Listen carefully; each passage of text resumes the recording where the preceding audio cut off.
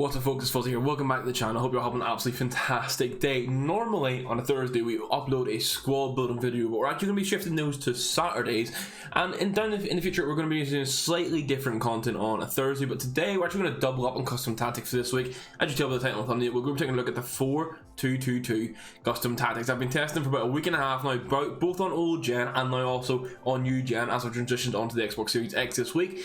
So we're going to be able to discuss the best options for both generations of consoles, and the will be gameplay as well. So if you're new to the video, please be sure to leave a like rating on it. Helps when you're enjoying this content, helps the algorithm, all that good stuff. And if you're new around here, hit that subscribe button. The growth in the channel has continued to be amazing, so thank you very much for that, guys. And if that can keep going, I would absolutely love it. But this is the team I was using for, and we'll go and look at the custom tactics now. So what you're looking at right now is my recommendation for old generation. So if you're on PlayStation 4 or like the Xbox One, this is what you should be running. We're going to be running balanced defensive style, 43 width and 60 depth. This is the case of you're not going to be sitting too far back, but your team will still be far enough forward to be able to like be a little bit of a press. We don't want to be too heavy on the press here, because this is a system where there are spaces. With how it is with like you've got the three sets of two, you can have gaps sometimes. So if you're playing a high press and a high depth, you're just asking to be eaten away at that. So we're going to be playing balance and 60 depth. That's the best combo. On the offensive side of things, we're going to play long ball and forward runs. We've got a 53 width, and this is just trying, you'll see how we set up players up. We want the cams to get a little bit wide, so we want to avoid it being too narrow. And then we've got the normal 5 players in box, 2 corners and free kicks. The noticeable change here as you go from old gen to next gen is we literally just change forward runs onto direct passing. That's all there is to it. So basically, when I made the switch on old gen, this system, the instructions are exactly the same, by the way. It's literally this one element in the tactics. On forward runs on old gen, this system was working fantastic. It helped me along with the 4-3-1-2 to get to the 14-6 wins, which helped me get easy wins in rivals. But as I transitioned over to next gen, all of a sudden I found it wasn't working as well. Obviously I've been watching some content, and I know at the minute basically on the next generation consoles, you have to run direct passing to make the attacking AI work. So that's what we do. So same, everything else is the exact same on the tactics front. We just change from forward runs to direct passing depending on what console you're on, so just be aware of that. Formations wise, this is how we line up. So you're going to want a normal back four, 2 center backs, 2 full back. One who's very attacking is recommended, like Quadrado. For the defensive midfielder side of things, you want a proper DM, and then you want like a box to box player. Spinazzola being a really good example of this. And then the front four is kind of like what you fancy. You could have like 2 wingers, a cam and a striker here. You could be doing like 2 strikers, 2 wingers, whatever you fancy, but that's kind of the personnel side of things. And then when we move over to the instructions for the goalkeeper, it's going to be default. We're not changing anything, and that's the same for the center backs as well. Now, one of the big things comes into the fullbacks, and I'll explain this in a second. For Emerson, we have him on stay back, and then we have Quadrado on just balance, because we do want him to get forward and get involved with the play. This also affects our defensive midfielders, and essentially how it's going to work is, if you have one, right, say you've got your right back going forward, you want to have your defensive midfielder on that right hand side of the pitch to help cover the space. If your left back's going forward, you want to switch basically the 2 DMs around for how the instructions will be, and then they'll cover the left hand side of the space. That's how it works. So in this case with Kessie, he's our defensive midfielder. He's going to be on the right hand side with cut passing lanes and stay back while attacking. This means whenever Quadrado does go forward on the attack, Kessie will sort of roam the middle of the pitch and also be willing to pick up that space that Quadrado leaves, which is quite nice. I found this to be a really nice fluid combination with this 4-2-2 at the minute, and I'm really enjoying it. The other midfielder, defensive midfielder, sorry, is on get forward man mark. You can see when you look at this, there's kind of a big gap that forms, like in that also 6-sided shape. I can't remember the name of it. It's got that shape. There's a lot of gap in the middle. Putting Spinazzola on get forward for this helps him fill that space.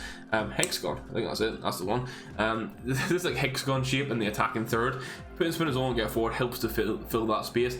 As I'm saying, if you want Emerson to be your attacking fullback, or you want your left back to be the attacking guy, leave him a balance, put the right back on stay back, and then just swap the tactics of these 2 defensive midfielders, and that'll be you set. On the attacking side of things, when you look at the cams, they're going to be getting to the box across and drift wide, which is something that I haven't tried until now, and it worked really well in the system. An issue this year with the 4-2-2 is that sometimes the cams can get a little bit tricky. So with the cams being a little bit tricky, with having 2 of them, and not like they don't want to fill the space in the middle, but they don't want to go too wide, and I found them getting lost in the game. So force them to sort of drift wide. It makes it play similar to a 4-4-2, but they're not as far out, and they're not going to come back as much as the left midfielder or right midfielder would be, which I really liked for the build-up side of things.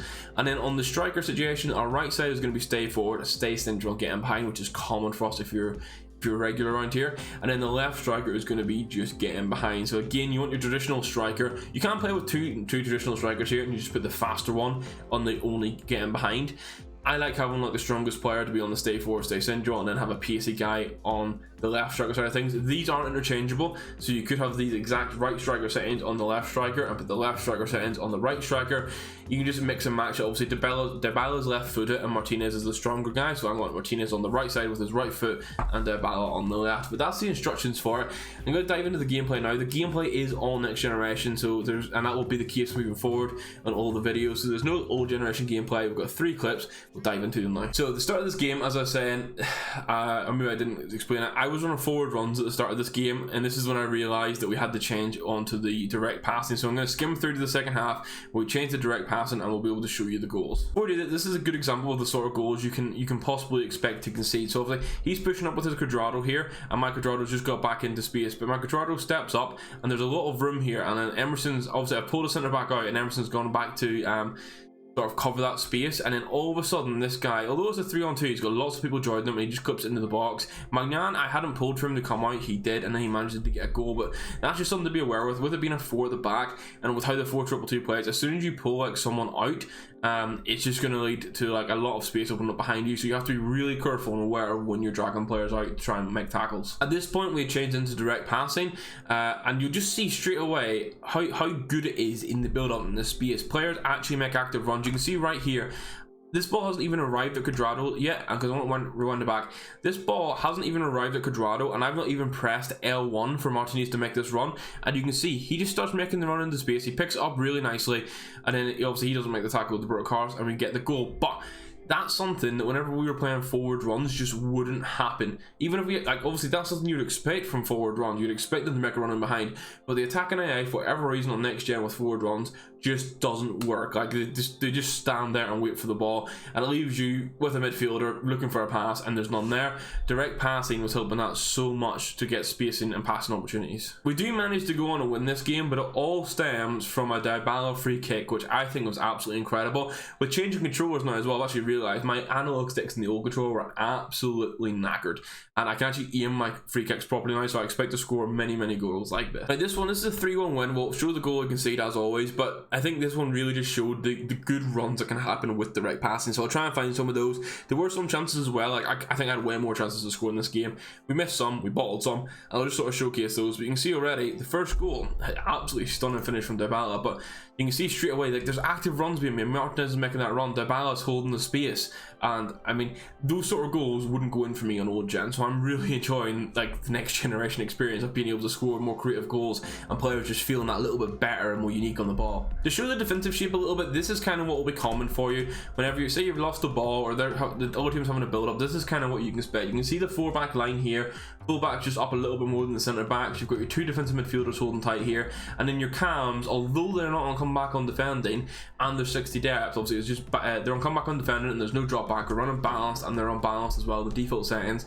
They still drop into this space and play quite tightly, and also offer a nice triangle with like each defensive midfielder. So obviously you've got like 2 centre backs, full backs, defensive midfielder, and cam. It offers a little triangle here for you to press people. Obviously we've got Cuadrado, Kessie, and you can use this triangle to press people, and obviously if you want the ball back, use that for L1 passes or LB passes to be able to get a good bit of build up. This is pretty much how it always defends. Obviously I let him get through here like an absolute idiot, but still this is still like it almost defends like a 4-4-2 would, with how they're playing. They're all just dropping back in to cover the space, and it can make it really hard for a passing avenue. Obviously the strikers now, this is about as far as they'll come back. They kind of roam this space of the pitch at the deepest point, so there's plenty of opportunity to win the ball back here and just string passes together with the direct passing and go and score more. Here's another example of the direct passing runs, and again very similar to the Martinez goal from the last gameplay. It's on the left centre back, just making a run in behind. I think I pressed L1 for him to go in this case.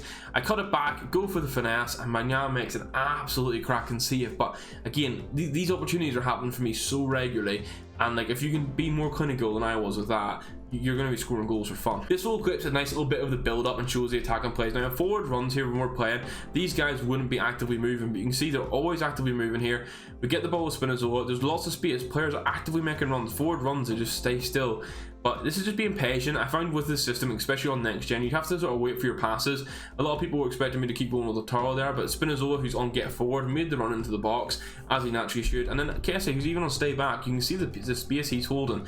He's on stay back, but he's here to help prevent that big massive gap forming, which is quite nice. Again, just to show defensively, again, this is kind of what you're expecting. As I'm saying, it defends kind of like a 4-4-2, with the right cam help the right back, the left cam helps the left back, even with them not being come back on defense. And essentially what you want to do is use your defensive midfielders to run around and command space. I don't do the best job with it all the time, but essentially try not to pull out your center backs or your full backs and just use those two defensive midfielders in front of them, switch between them to try and cover the space. And obviously if your cam's back there as well, you can try and switch into them too. This brings us to the goal that we did concede, and honestly it was such a nice goal from him. I say I'm using Spinazzola here, as I said, to try and track with defensive midfielders. I messed my player changes up and he just scores a great goal with Spinazzola. Obviously if I player change quickly, I might have been able to put some pressure on and prevent that, but it was a nice build up for him. However, we did kick off and managed to go up the pitch and score. This Spinazzola card is about 240k on the market right now. The run with backs aside, I really recommend you pick him up. Having a 4-star, 5-star, 99 PS guy in the midfield. I put a gladiator on him to boost the shooting and the defending up, and it's just wonders. My first time using Grealish, this was a beautiful little ball across the verge. This is something you'll get quite a lot.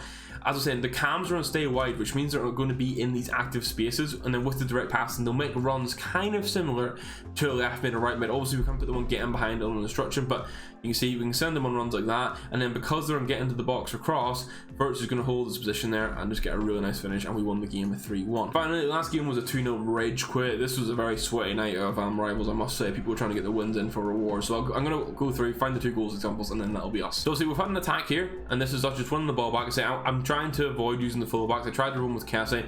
We just get the build up really nicely here. Nice little flare passes. I get kind of lucky with the bounce off Lautaro onto his like centre back. I think it was a centre back anyway, I'll be honest, but we take those things. They happen. It happens against me sometimes. I'll take the benefit when I can. I'm gonna let the last 40 seconds just play out so you can get an idea of like just the natural play when we're defending and trying to build up a game. But I'll say I really enjoyed these tactics. I am gonna have to switch on obviously to try something new for Monday's video, but I highly recommend getting in them. I'll link the 4-3-1-2 tactics down below.